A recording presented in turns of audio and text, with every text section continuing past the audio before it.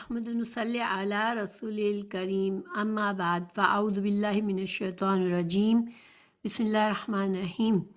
ہم قرآن مجید کی تفسیر کر رہے ہیں، سورہ الاعراف کی آیت نمبر 27 پر ہے، تو انشاءاللہ شروع کرتے ہیں۔ من الشیطان الرجیم بسم اللہ الرحمن الرحیم۔ یا بنی آدم لا یفتننکم الشیطان کما اخرج ابویکم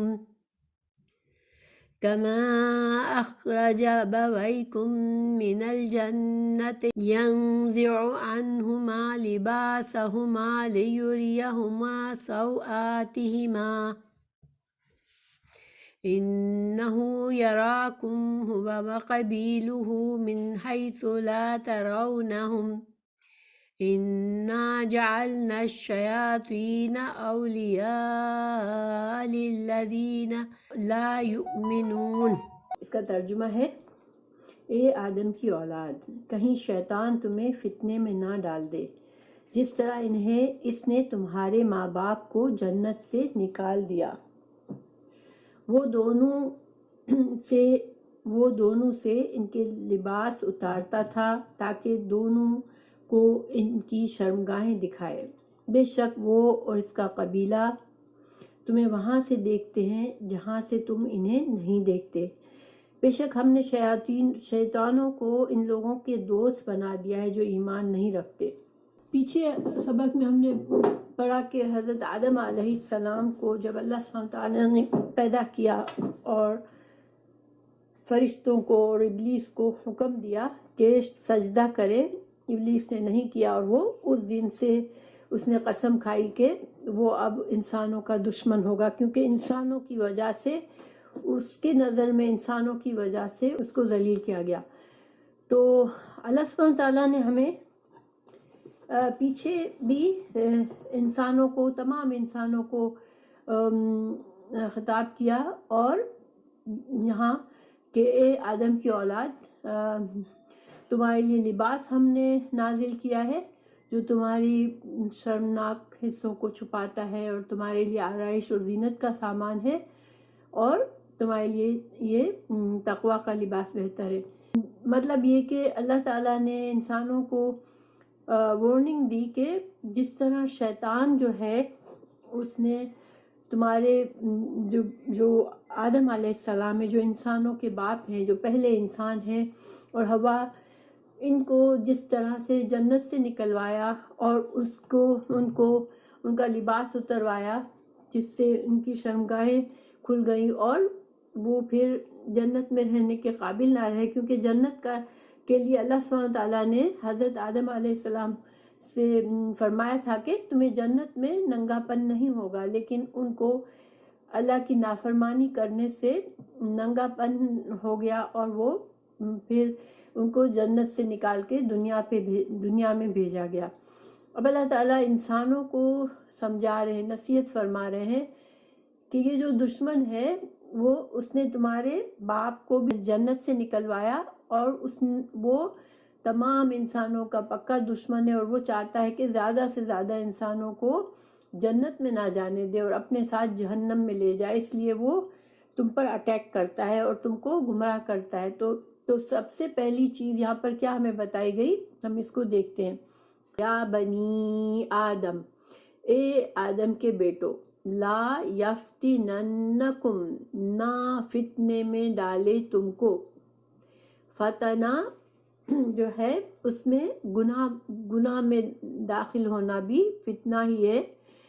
فساد، فتنہ، گناہ کے کام، یہ سب فتنہ ہی کہلاتے، تو تمہیں فتنے میں نہ ڈالے تم کو شیطان کما جیسا کہ اخرجا، اس نے نکلوا دیا، ابویکم یہ کیا ہے، جمع ہے، واحد ہے، تثنیہ ہے، آپ لوگ غور کریں کہ یہ کیا ہے۔ ابویکم، یہ یا کے پہلے زبر ہے، ابوی، تو یہ تثنیہ ہے، تمہارے دو باپ۔ تو دو باپ اصل میں یوں کہا گیا کہ ماں باپ کو ابوی کہا جاتا ہے صرف اس لیے کہ عربی کا یہ قانون ہے کہ جیسے اگر مذکر و مؤنث دونوں شامل ہو تو مذکر کے صیغے سے بات کی جا سکتی ہے. تو تمہارے دو باپوں یعنی کہ تمہارے والدین کو جس طرح اس نے نکلوایا من الجنہ جنہ سے، ینزعو اس نے نزع کھینچ لینا کسی چیز کو، تو اس نے اتروا دیا عنہما ان دونوں سے، ہما تثنیہ ہے، لباسہما ان دونوں کے لباس یہاں بھی تثنیہ ہے،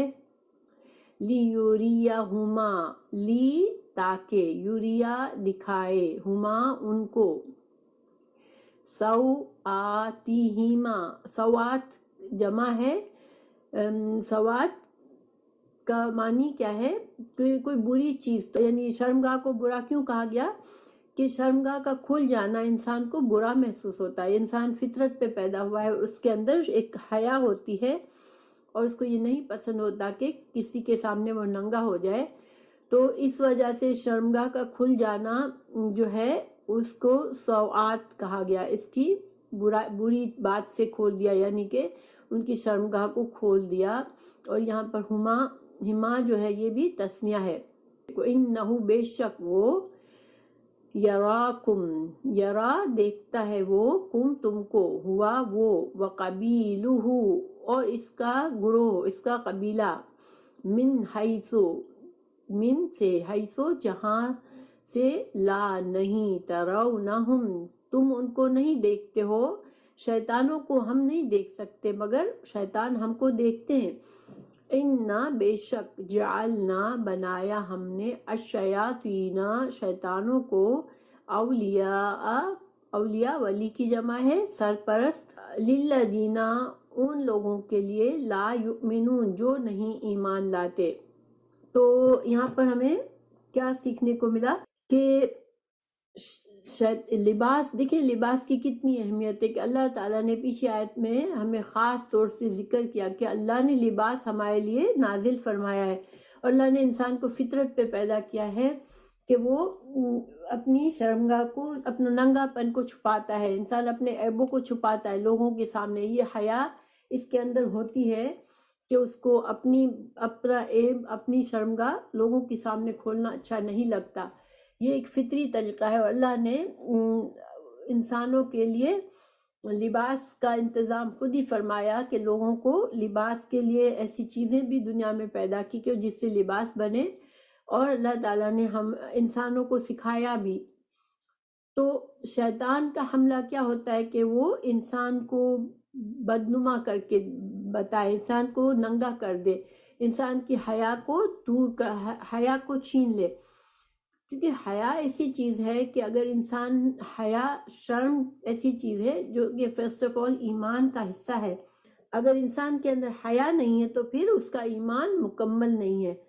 اور اگر حیا کیا ہوتی ہے، دیکھیں حیا انسانوں سے جب حیا ہوتی ہے تو انسان دوسرے لوگوں کے سامنے برے کاموں سے بچتا ہے، اور اگر اللہ سے حیا ہوتی ہے تو انسان گناہوں سے بچتا ہے.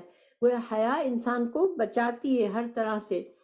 تو شیطان کا حملہ یہ ہوتا ہے کہ انسان کو ننگا کر کے، بدنما کر کے کھول دے، تاکہ اس کے اندر سے حیا نکل جائے، اور پھر جب حیا نہیں رہی تو ایمان بھی چلا جاتا ہے اور انسان پھر شیطان کے حوالے ہو جاتا ہے. اس لیے اللہ تعالیٰ نے خاص تاکید کی کہ تمہارے ماں باپ کے لیے اس نے یہ کیا، آدم اور حوا کے لیے یہ کیا، تو تم جو ہو اس کے بارے میں اس سے محتاط رہو. یہاں پر ایک سوال یہ ہے کہ شیطان ہمیں دیکھتے ہیں، ہم اس کو نہیں دیکھ سکتے. تو عام طور پر تو ہم نہیں دیکھ سکتے، لیکن خاص موقعوں پر ہمیں اس کی دلیل ملتی ہے. جیسے رسول اللہ صلی اللہ علیہ وسلم جو ہے جنوں کو نہ صرف دیکھتے تھے، جنوں کو تبلیغ بھی کی تھی. اور شیطان جن ہوتے ہیں جن کو ہم نہیں دیکھ سکتے، تو رسول اللہ صلی اللہ علیہ وسلم نے جنوں کو دیکھا تھا اور ان کو تبلیغ بھی کی تھی دین کی. اسی طرح حضرت سلیمان علیہ السلام جنوں سے کام بھی لیتے تھے، ان کو دیکھتے بھی تھے. لیکن عام طور پر ہم سے شیطان چھپے ہوئے ہوتے ہیں، ہم ان کو نہیں دیکھ سکتے. اور دیکھیں چھپا ہوا دشمن بہت زیادہ خطرناک ہوتا ہے. اللہ تعالیٰ نے اس لیے خاص ہمیں بتایا کہ تم ان کو نہیں دیکھتے ہو، وہ تمہیں دیکھ رہا ہوتا ہے. آپ امیجن کریں کہ اگر ہم رات کو دروازوں کو لاک کر کے سوتے ہیں تاکہ کوئی انوانٹیڈ کوئی ہمیں نقصان پہنچانے کے لیے ہمارے گھر میں نہ گھس جائے. شیطان تو ایسا دشمن ہے کہ وہ ہمارے آس پاس بھی ہوتا ہے تو ہمیں پتہ نہیں ہوتا کہ ہم اس سے اپنا ڈیفینس کریں. ٹھیک ہے، تو اس وجہ سے یہ بہت زیادہ خطرناک دشمن ہے. پلس اس نے اپنی کھلم کھلا دشمنی کا اعلان کر دیا ہے اللہ تعالیٰ کے سامنے کہ وہ انسانوں کو جہنم میں لے جائے گا. اور یعنی کسی چور ڈاکو کا تو نقصان وقتی ہوتا ہے، لیکن یہ تو انسان کی دنیا آخرت سب کا نقصان کر کے اس کو دائمی جہنم میں لے جاتا ہے. تو یہ بے حد خطرناک دشمن ہے ہمارے لیے. اب لباس کے معاملے میں دیکھیں کہ حضرت آدم اور حوا کو اس نے ننگا کیا، لیکن انسانوں کو وہ فیشن اور ٹرینڈ کے چکر میں انسانوں کو ایسے لباس کی تعلیم دیتا ہے جو کہ لباس پہن کر انسان اور بھی اس کے جو چھپانے والی چیزیں ہوتی ہیں وہ اور نمایاں ہوتی ہے، اور اس میں خوبصورتی سمجھتے ہیں لوگ. عورت اور مرد کے لیے ہمارے لیے جو شریعت نے احکامات دیے ہیں وہ اتنے خوبصورت ہیں کہ ہماری دیکھیے عورت بھی پراپرلی ڈریسڈ ہے، مرد بھی پراپرلی ڈریسڈ ہے، تو یہ ایک دروازہ بند رہتا ہے کہ انسان کی جو جنسی خواہشات ہیں وہ نہ سامنے آ جائے، کیونکہ یہ ایک اٹریکشن کا موقع ہے اور یہ ایک دروازہ ہے جس کے ذریعے انسان بعض لوگ جب برے ایموشنز ابھرتے ہیں تو پھر وہ ان پر ایکٹ کرتے ہیں. تو اس وجہ سے یہ لباس کو جسم کو لباس دینا، جسم کو اچھی طرح سے ڈھانپنا، یہ ہماری شریعت کا حصہ ہے. اور عورت کو ایسے پتلے کپڑے نہیں پہننے چاہیے جس سے اس کا جسم نمایاں ہو، یا پھر یہ جسم کے وہ حصے نظر آ رہے ہوں جس کو چھپانا چاہیے. بہت بڑے بڑے گلے ہیں، اگر ہمارے آستینے نہیں ہیں، سلیو لیس کپڑے ہیں، یا اس طرح کے لباس ہمارے لیے جائز نہیں ہے. ایک مسلمان عورت کو اپنے لباس کا خیال رکھنا چاہیے، کیونکہ دیکھیں یہ تو وقتی فیشن ہے، لیکن کتنا اللہ تعالیٰ نے اس چیز پہ کتنا ایمفیسائز کیا ہے کہ ہمیں خاص سمجھایا ہے کہ یہ ایک طریقہ ہے جس سے اس نے حضرت آدم اور حوا کو بھی بھٹکا دیا، تو یہ اس طریقے سے ہم پر بھی وار کرتا ہے اگر ہم اپنا خیال نہیں رکھتے. اور دوسرا حدیث میں ایسے مرد اور عورت پر لعنت بھی کی گئی ہے جو کہ کوئی عورت مرد کے مشابہ کپڑے پہنتی ہے یا کوئی مرد عورت کے مشابہ کپڑے پہنتا ہے تو اس کو بھی لعنت کی گئی ہے. یہ بھی ہماری شریعت میں منع ہے. شریعت کے حد سے اگر کوئی فیشن ہم کو نکالتا ہے تو ہمیں اس سے بچنا چاہیے، کیونکہ یہ ہماری دنیا اور آخرت کی خرابی کا باعث ہے. کیونکہ آگے اللہ تعالیٰ بتا رہے ہیں کہ شیطان پھر ان کے سرپرست، ان کے اولیاء بن جاتے ہیں. اگر ہم یہ اللہ تعالیٰ کی فرما برداری نہیں کرتے اپنے کپڑوں کے معاملے میں، اپنے لباس کے معاملے میں، تو پھر شیطان کے لیے دروازہ کھلتا ہے. اور جتنا ہم شیطان کو خوش کرتے ہیں، شیطان کو خوش کرنے والے کام کرتے ہیں، اتنا زیادہ وہ ہم پر حاوی ہو جاتا ہے. تو ہمیں بچنا چاہیے کہ ہم شیطان کے لیے دروازہ ہی نہ کھولیں کہ وہ ہم پر حاوی ہو جائے. اور پھر جب حاوی ہوتا ہے تو وہ انسان پر کو چھوڑتا نہیں ہے جب تک کہ وہ اس کو مکمل طور پر برباد نہ کر دے. پھر آگے ہے وَإِذَا، اور جب فَعَلُوا، وہ کرتے ہیں، یعنی کون؟ جن کے اوپر شیطان حاوی ہو جاتا ہے. جو ایمان، اگر شیطان جس پر حاوی ہے تو پھر وہ ایمان نہیں لا سکتا، ایمان کے مومنوں کے کام نہیں کرتا، وہ شیطان کے خوش کرنے کے کام کرتا ہے. تو جب شیطان جن لوگوں پر حاوی ہو جاتا ہے پھر وہ کیا کرتے ہیں؟ وَإِذَا، جب فعلوا، وہ کرتے ہیں فاحشتن، کوئی بے حیائی کا کام، قالو، تو وہ کہتے ہیں وجدنا، ہم نے پایا، علیہا، اس پر، آباءنا، اپنے آبا و اجداد کو، واللہ، اور اللہ تعالیٰ، امرنا، ہم کو حکم دیا ہے، بہا، اس کا. شیطان چونکہ انسان پر جب حاوی ہوتا ہے تو اس کو ایسی دلائل دے دیتا ہے، اس کا دماغ الٹا چلتا ہے. اور ویسے بھی یہ سب سے پرانا ایک طریقہ ہے کہ انسان دین کے معاملے میں جو ہے وہ اپنے علم سے کام نہیں لیتا، بلکہ وہ دین کا علم حاصل کرنے کے بجائے اپنے باپ دادا کے طریقے پر یا جو طریقے سے بس وہ اسے یہاں وہاں سے جو اس کو بچپن سے مل گیا اسی پر اتفاق کرتا ہے. دیکھیے فیشن کے معاملے میں تو انسان فیشن ہے، دنیا کے طریقے ہیں، دنیا میں رسم و رواج ہے، یا ہمارے کپڑوں کا اسٹائل ہے، یا ہمارے سوچنے کا انداز ہے، یہ سب ہم اپنے ماں باپ پر ڈیپینڈ نہیں کرتے. ہم انڈیپینڈنٹ اپنا پسند کرتے ہیں، بلکہ عام طور پر ہم الگ جاتے ہیں. ہمیں اپنے ماں باپ کا طریقہ کے بجائے ہمیں اپنا اسٹائل چاہیے ہوتا ہے، اپنا طریقہ چاہیے ہوتا ہے. اور دنیا کے معاملے میں ہم اس میں بہت ہی زیادہ ہمیں یہ احساس ہوتا ہے کہ ہم دقیان اسی طریقے پر ہم نہ چلیں، ہم اپنا اسٹائل ہم خود رکھیں. لیکن جب دین کا معاملہ آتا ہے تو چونکہ انسان عام طور پر دین کا علم حاصل کرنے سے ہی گھبراتا ہے اور اس کو اہمیت ہی نہیں دیتا، تو پھر جب علم نہیں ہے تو وہ جہالت کے طریقے پر چلتا ہے اور پھر وہ صرف کسی نہ کسی کی اندھی پیروی کرتا ہے، تقلید کرتا ہے اور اپنے باپ دادا کے طریقے پر ہی فخر کرتا ہے کہ نہیں میرے باپ دادا کا طریقہ یہ ہے تو ہم اسی پر چلیں گے. تو اسی طرح یہ جتنے بھی مشرکین تھے، جو مکہ کے مشرک تھے، ان کا بھی یہی جواب ہوتا تھا کہ یہ تو ہمارے باپ دادا کا طریقہ ہے، تو کیا ہمارے باپ دادا سب غلط تھے کہ ہم ان کا طریقہ چھوڑ کے آپ کی بات مان لیں؟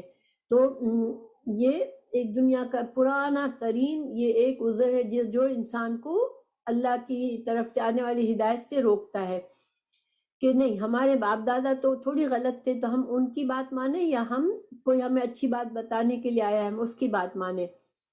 اور اسی طرح ان کا یہ کہنا ہوتا تھا کہ یہ تو اللہ ہی کا حکم وہ بھی فالو کرتے تھے اور ہم بھی فالو کرتے ہیں.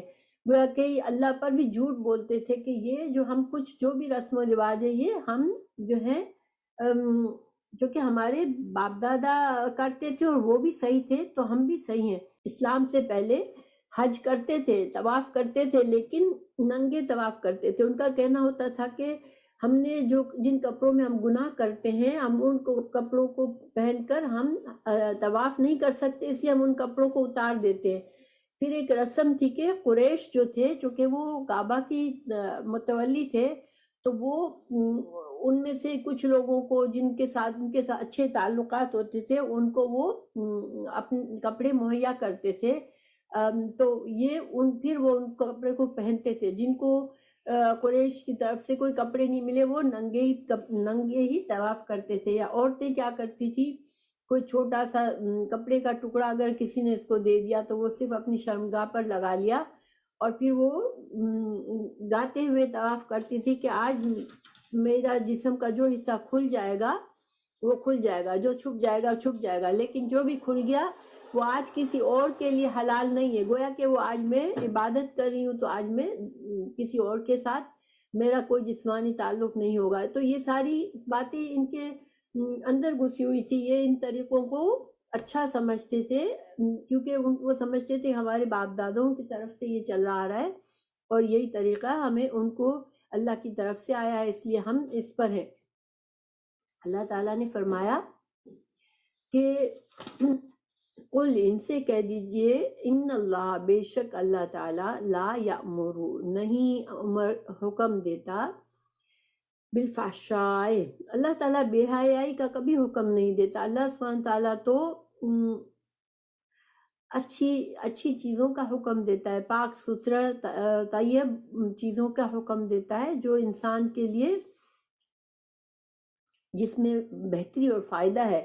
یہ بے حیائی کے کام جو تم کرتے ہو تو اللہ تعالیٰ کی طرف منسوب کرتے ہو تو یہ اللہ تعالیٰ ایسی فاحشہ چیزوں کے حکم نہیں دیتا ہے.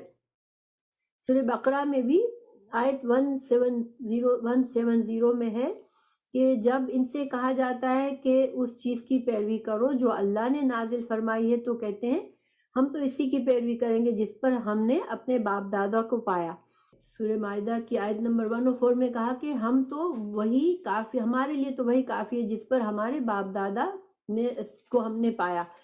تو گویا یہ ان کا جواب ہوتا تھا. اللہ سبحانہ تعالیٰ کسی قسم کی اللہ کے احکامات میں کوئی بے حیائی کا حکم نہیں ہوتا.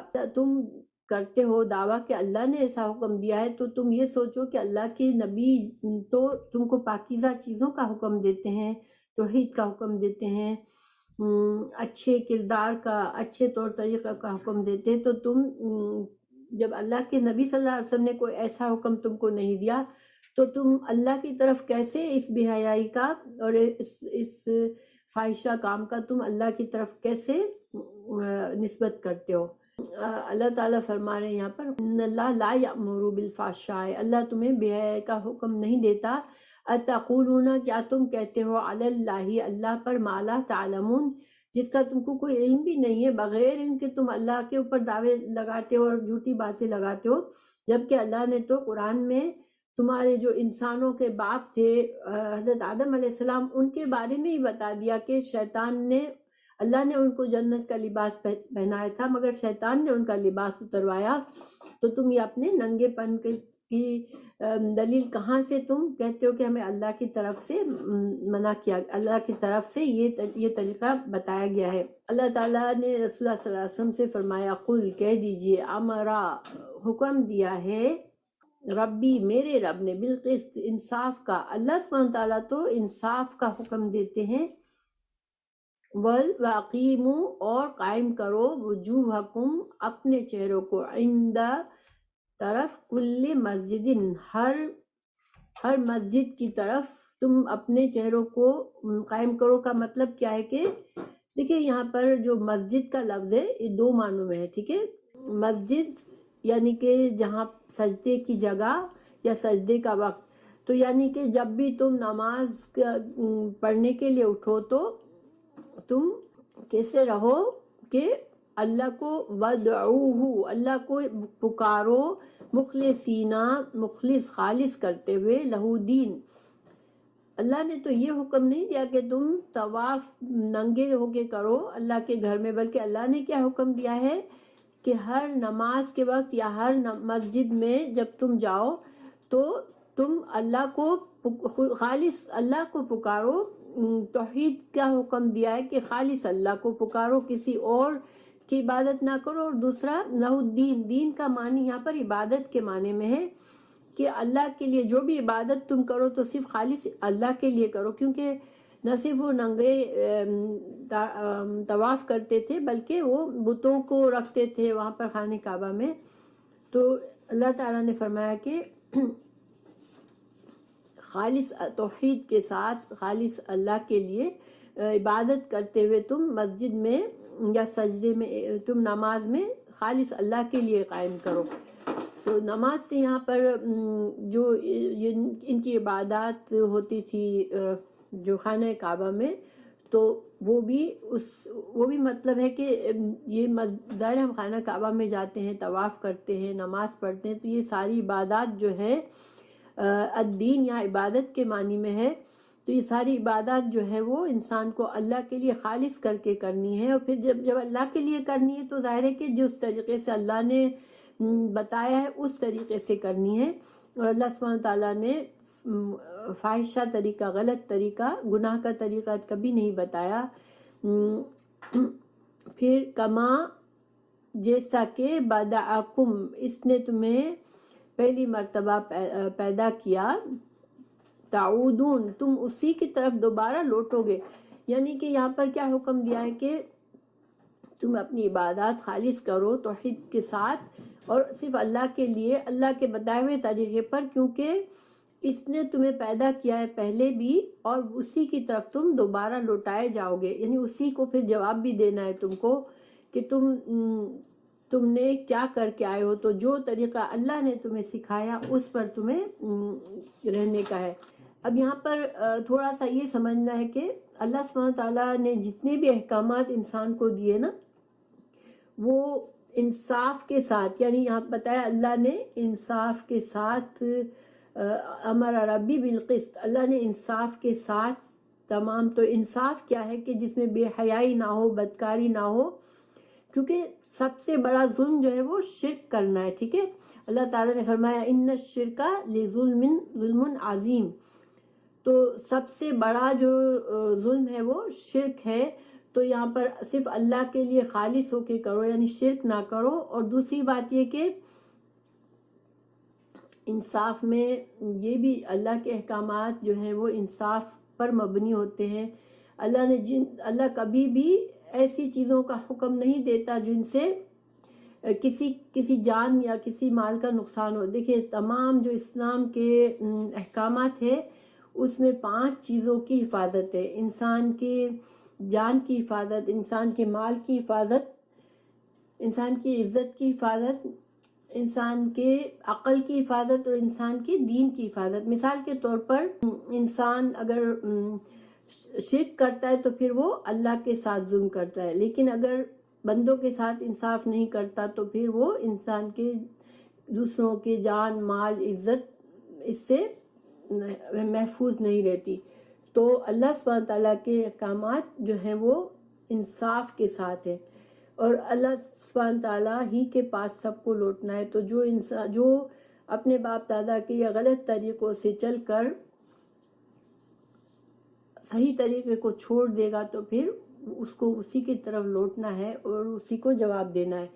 فریقاً ایک گروہ ہدایت دی، اور فریقاً ایک گروہ کو حقا جس پر چسپا ہو گئی، علیہم ان پر الضلالہ گمراہی، انہم ان لوگوں نے اتخذوا بنا لیا شیاطین شیطانوں کو اولیاء سرپرست، من دون اللہ اللہ کے سوا، وَيَحْسَبُونَ اور وہ سمجھتے ہیں، انہم بے شک وہ مہتدون وہ ہدایت یافتہ ہیں. دیکھیں اوپر ہم نے جانا کہ اللہ سبحانہ تعالیٰ نے پہلی بات کہ بندوں کو پیدا کیا، بندوں کو اللہ ہی کی طرف لوٹنا ہے. اور اللہ کا حکم کیا ہے؟ اللہ کے احکامات انصاف کی بنا پر ہے.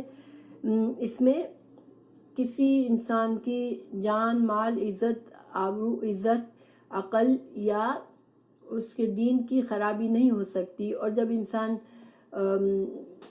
ننگا ہو کے عبادت کرتا ہے تو ظاہری بات ہے اس کی عزت کہاں رہی، نہ اس کی عزت رہی نہ دوسروں کی عزت رہی. تو پھر مخلصین کا ایک بھی مطلب یہ بھی ہے کہ ریاکاری نہیں ہونی چاہیے انسان کی عبادات میں. ٹھیک ہے. پھر اللہ تعالیٰ نے یہاں پر بتایا کہ اللہ نے تو واضح احکامات دیے، لیکن بندوں کو کیا ہوا کہ ایک گروہ نے ہدایت پالی. ٹھیک ہے. جس گروہ نے انبیاء کی بات مانی اور اللہ کے راستے پر چلا، اس نے تو ہدایت اس نے تو پالی، اس نے شیطان کو حاوی نہیں ہونے دیا. اللہ تعالیٰ نے اس کی حفاظت کی کیونکہ اس نے اللہ کے دین کو قبول کیا، ہدایت کو قبول کیا. لیکن ایک گروہ جس نے ہدایت کو ٹھکرایا تو وہ کیا ہوا؟ گمراہ ہوا، کیونکہ اس نے شیطان کی بات مانی تو شیطانوں کو اس نے اپنا سرپرست بنا لیا، اور شیطان چونکہ انسان کا دشمن ہے تو وہ اس کو خرابی کی طرف لے گیا. اور پھر جب شیطان جس پر حاوی ہو جاتا ہے وہ کیا سمجھتا ہے کہ وہ گناہ کر کے بھی یہ سمجھتا ہے کہ میں حق پر ہوں، میں اچھا کام کر رہا ہوں. اس آیت کا ترجمہ ایک بار پڑھ لیتی ہوں میں. ایک گروہ کو اس نے ہدایت دی اور ایک گروہ ان پر گمراہی ثابت ہو چکی. بے شک انہوں نے اللہ کو چھوڑ کر شیطانوں کو دوست بنا لیا اور سمجھتے ہیں کہ یقیناً وہ ہدایت پانے والے ہیں. جب انسان شیطان کو آنے دیتا ہے، شیطان کی بات مانتا ہے، تو شیطان پھر اس کے گندے کاموں کو خوبصورت بنا دیتا ہے اور اس کو کبھی یہ احساس نہیں ہونے دیتا کہ یہ گمراہی پر ہے، یہ غلط کام کر رہا ہے. تو جب انسان کو احساس ہی مٹ جاتا ہے کہ وہ غلط راستے پہ جا رہا ہے، دیکھیں ایک تو انسان کہیں جا رہا ہوتا ہے، اس کو احساس ہوتا ہے کہ لو میں نے غلط ٹرن کر لیا تو وہ واپس آ جاتا ہے. لیکن جس انسان کو احساس ہی نہیں ہوتا کہ اس نے غلط ٹرن لیا ہے تو وہ پھر کبھی بھی اپنی منزل کو نہیں پہنچ سکتا. تو یہی حال ان کا ہوتا ہے جو کہ شیطانوں کی بات مانتے ہیں. اللہ تعالیٰ مزید فرما رہے ہیں، یا بنی آدم، اے آدم کے بیٹو، خذو پکڑ لو، زینتکم اپنی زینت کو. زینت سے مراد یہاں پر لباس ہے، وہ لباس جو اللہ سبحانہ تعالیٰ ہماری شریعت ہمیں اجازت دیتی ہے، جس سے اللہ کے احکامات پورے ہوتے ہیں، انسان کا ستر چھپتا ہے. تو خذو زینتکم، اپنی زینت کو لے لو، اپنی لباس کو لے لو، عند قریب، کل مسجد، ہر مسجد کے، وکلو اور کھاؤ، وشربو اور پیو، ولا تسرفو اور نہ تم حد سے بڑھو، انہو بے شک وہ، لا یحب المسرفین نہیں پسند کرتا حد سے بڑھنے والوں کو۔ تو یہاں پر چونکہ پیچھے اللہ نے کہا کہ اللہ تعالیٰ کے جو احکامات ہیں وہ انصاف والے ہیں، یہاں اب اللہ تعالیٰ فرما رہے ہیں کہ زینت، لباس جو اللہ نے تمہارے لیے مقرر کیا ہے وہ لباس پہنو۔ اور مردوں کے لیے کیا حکم ہے؟ نماز میں مرد جو ہے وہ اس کا سطر چھپنا چاہیے، جیسے طواف کرتے وقت جو ہے اس کا لباس میں یہ ہوتا ہے کہ گھٹنوں تک، اگر مرد کمر سے گھٹنوں تک اس کا جسم چھپا ہوا ہے تو صحیح ہے، اس کا اوپر کا جو جسم کھلا ہوا ہوتا ہے اس کے اوپر کا جو حصہ ہوتا ہے وہ اس سے کندھے ڈھانپنا جب طواف کر رہے ہوتے اس وقت نہیں ہوتا ضروری، لیکن جب انسان نماز پڑھتا ہے تو اس کو پھر اپنے کندھے بھی، مرد کی بات کر رہی ہوں، اپنے کندھوں کو بھی چھپانا پڑتا ہے، یعنی کوئی مرد آدھا ننگا ہو کے نماز پڑھے یہ صحیح نہیں ہے۔ عورت کے لیے نماز کے وقت کیا کرنا ہے کہ چہرہ اور ہاتھ کے علاوہ باقی جسم کو اس کو کور کرنا ہے، تو یہ ہماری نماز کا لباس ہے، ٹھیک ہے۔ اور کوئی کپڑا باریک ہے اور جس سے بدن اور بال نظر آ رہے ہیں تو یہ نماز کے لیے معتبر نہیں ہے۔ یہ تو ہم سادہ لباس پہن سکتے ہیں عام نماز میں، لیکن جمعے کی نماز کے لیے اور خاص اہتمام کی ضرورت ہے کہ انسان غسل کرے، مرد خوشبو لگائے، اچھا لباس پہنے کا حکم جمعے کے دن ہے، کیونکہ جمعے کا دن ہمارے لیے عید کا ہفتہ وار عید ہے، اور دوسری جو 2 عیدیں اس میں بھی انسان غسل کے ساتھ اچھا لباس پہننا پسندیدہ ہے۔ اب آگے اللہ تعالیٰ فرما رہے ہیں، یہ تو نماز کے حکم ہو گیا، کلو وشربو ولا تسرفو، اللہ سبحانہ تعالیٰ نے یہاں پر کھلی اجازت دی کہ کھاؤ اور پیو، یہاں پر کوئی پابندی نہیں ہے۔ اس کا مطلب ہے کہ اللہ سبحانہ تعالیٰ نے جب انسان کے لیے نعمتیں بنائی ہے، خاص طور سے جو مومنوں کے لیے دنیا کی ساری نعمتیں دنیا میں بھی ہے اور آخرت میں خالص مومنوں کے لیے، دنیا میں کافر بھی اللہ کی نعمتوں کو استعمال کر لیتے ہیں۔ کھانے پینے کے بارے میں جو ہے جو بھی چیزیں اللہ نے حلال کی ہے تو دنیا کی ساری چیزیں انسان کے لیے حلال ہے اگر اس پہ حرام کا حکم نہ آ گیا ہو۔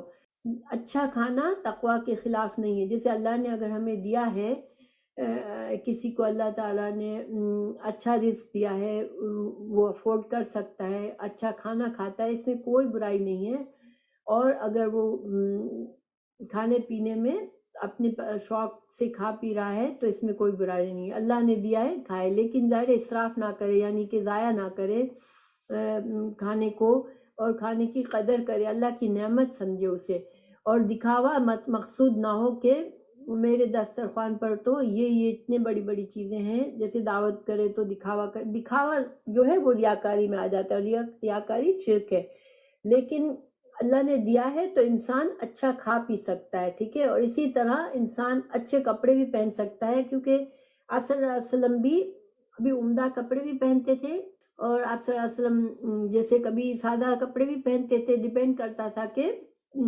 کبھی مہیا ہے، اچھی چیز مہیا ہے تو آپ کو پسند تھا کہ آپ اچھی طرح سے کپڑے پہنے۔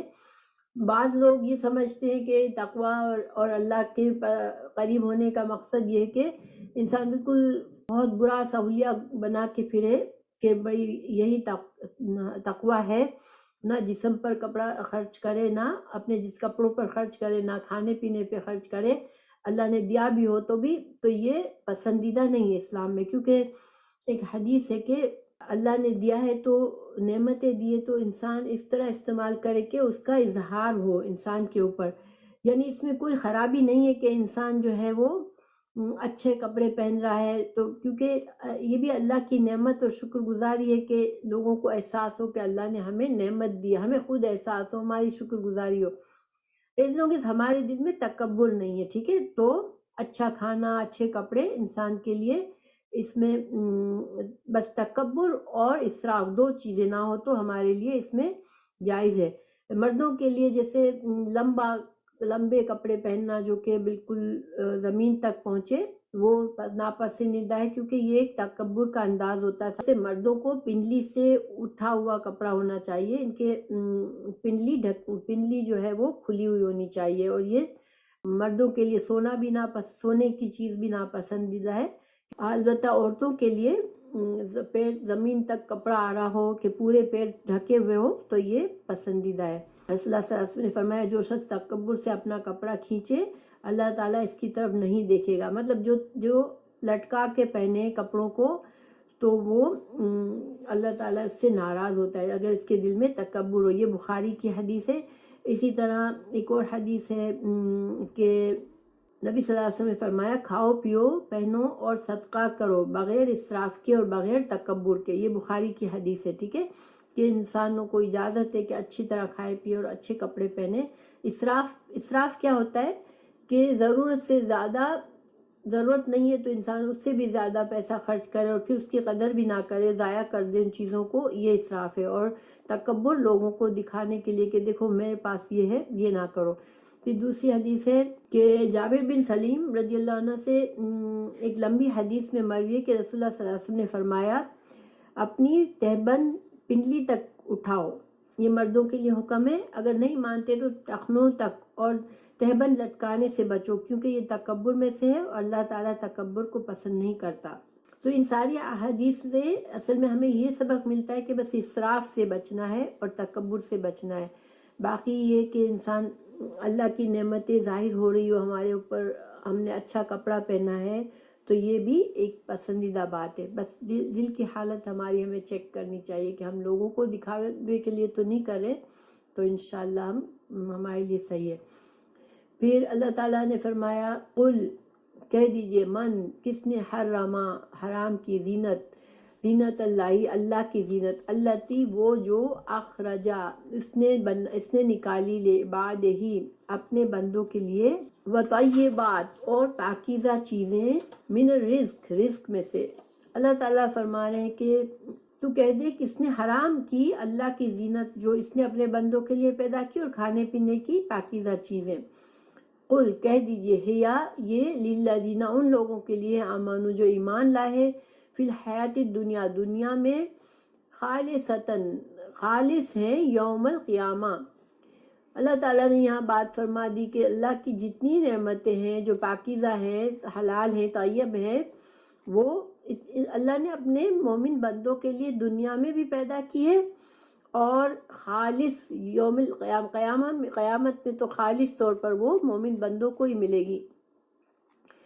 دنیا میں اللہ سبحانہ تعالیٰ کا رحمان ہے، رحیم ہے، اللہ کی رحمت عام ہے کہ وہ اپنے نافرمان بندوں کو بھی دنیا کی نعمتیں دیتا ہے اور اس میں اس کا امتحان ہوتا ہے انسان کا، ظاہر ہے، لیکن آخرت میں خالصتاً اللہ کی نعمتیں مومنوں کے لیے۔ کذالک صرف اسی طرح نفصل ہم تفصیل سے بتاتے ہیں، بیان کرتے ہیں الآیات ہماری آیات کو، لقوم اس قوم کے لیے یعلمون جو علم رکھتی ہو۔ تو اللہ سبحانہ تعالیٰ نے دیکھیں ہر چیز کھول کے بتا دی، اتنا واضح الفاظوں میں ہمیں بتا دیا گیا کہ ہمیں کیا کرنا ہے، لباس کا حفاظت کرنی ہے، اپنے اسراف نہیں کرنا، بے حیائی سے بچنا ہے، تو شیطان کے طریقے سے بچنا ہے۔ تو اللہ تعالیٰ نے مختلف انداز میں ہمیں یہ باتیں کئی جگہ بتائی قرآن میں، لیکن اگر کسی کو علم ہوگا جبھی تو وہ ان باتوں کو سمجھے گا اور پھر اس پر عمل کرے گا، لیکن لوگ بغیر علم کے صرف ایک طریقہ جو بھی سیکھا ہوا ہے بس اس پہ چلتے رہتے ہیں، دین کے معاملے میں اس علم سے وہ کتراتے ہیں۔ تو انشاءاللہ علم جو ہے یہ اللہ کی نعمت ہے، علم سے ہی ہمیں پتہ چلے گا کہ ہم اس دنیا کو کہ ہمارے وقت کو کتنا زیادہ سے زیادہ اچھا گزاریں کہ ہماری آخرت بہتر ہو اور ہم اپنے دشمن شیطان سے بچ سکیں گے۔ پھر اللہ سبحانہ تعالیٰ مزید فرما رہے ہیں قل کہہ دیجئے انما بے شک حرام کیا ربی میرے رب نے الفواحش، اللہ تعالیٰ یہاں پر کچھ چیزوں کے نام بتا رہے ہیں جن کو اللہ نے حرام کیا ہے۔ نمبر 1 فواحش کیا ہوتی ہے؟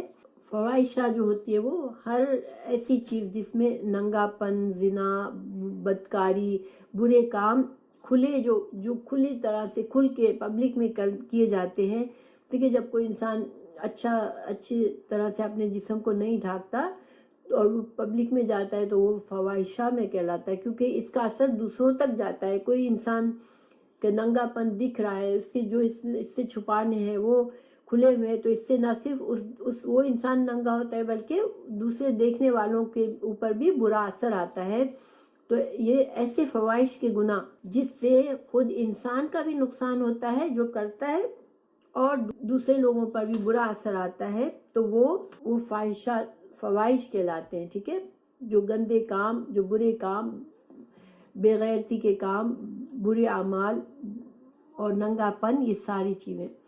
پھر اللہ سبحانہ تعالیٰ نے فرمایا کہ فاحشہ ما ظاہرہ، جو ظاہر ہو گئی، اور جو منہا وما بطن، اور جو چھپی ہوئی ہو. زنا بھی انسان اگر زنا کرتا ہے، چھپ کے کرتا ہے، تب بھی وہ فاحشہ ہے. گالی گلوچ، برے انداز میں بات کرنا جس سے دوسروں کو اثر ہوتا ہے، کھل کے کرتا ہے، وہ بھی فاحشہ ہے. اچھا، پھر والاسم، اسم کیا ہے؟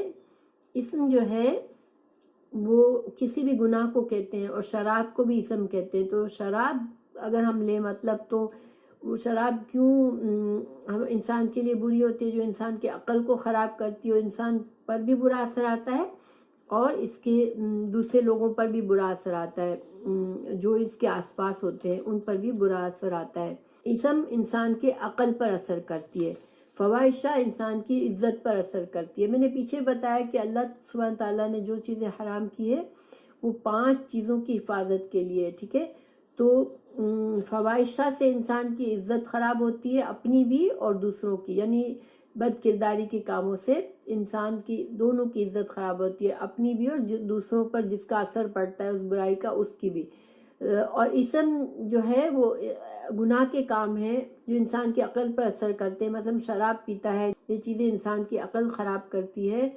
تو عقل کی حفاظت، گناہوں کے سے بچنے میں انسان کی عقل کی حفاظت ہے. بغی کیا ہوتی ہے؟ زیادتی کرنا، یعنی دوسروں کے مال ضبط کر لینا، دوسروں کے ساتھ دوسروں کی جان مال انسان سے سیف نہ ہو، وہ انسان بغاوت کرتا ہے، انسان دوسروں کے حقوق کا خیال نہیں رکھتا.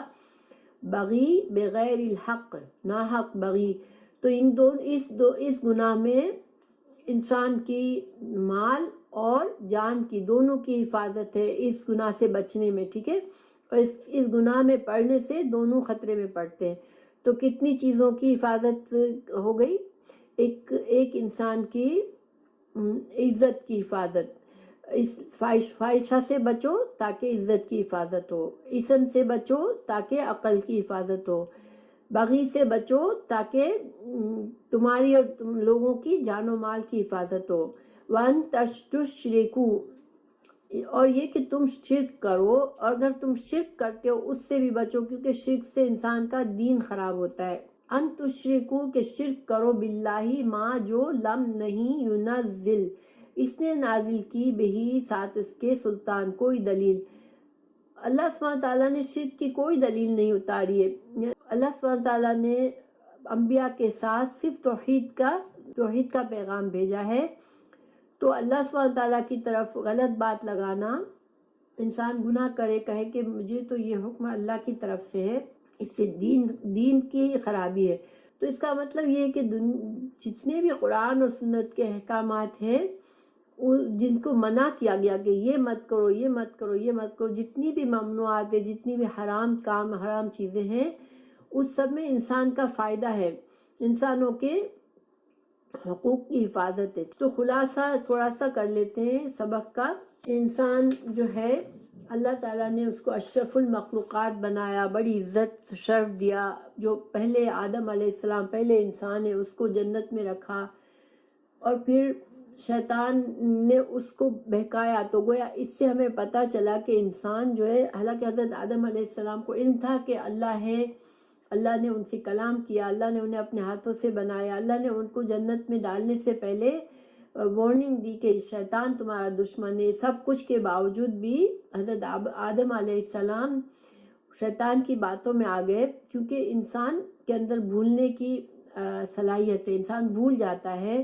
اور باتوں میں آ جاتا ہے. شیطان بہت چالاک ہے، اور شیطان جو ہے انسان کا ایسا دشمن ہے جو چھوڑتا نہیں ہے. وہ بہانے بناتا ہے، جھوٹ بولتا ہے، وسوسے ڈالتا ہے، مسلسل ہمارے کمزوریوں کو دیکھ کے وہ ان کمزوریوں کے ذریعے ہم کو بہکاتا ہے. تو ہمیں اللہ تعالیٰ نے سمجھا دیا کہ تمہارے انسان کے اندر یہ صلاحیت ہے، اور انسان کو خطرہ ہے شیطان سے، اور شیطان کا مقصد یہ کہ تم کو جنت میں نہ جانے دے. پھر اللہ تعالیٰ نے ہمیں لباس کی تاکید کی کہ لباس ایک ذریعہ ہے جس کے ذریعے انسان فاحشہ اور بدکاری کے کاموں سے بچ جاتا ہے، اور اس کی عزت بھی سلامت رہتی ہے. تو انسان کو لباس کی حفاظت کرنے کو کہا. ٹھیک ہے.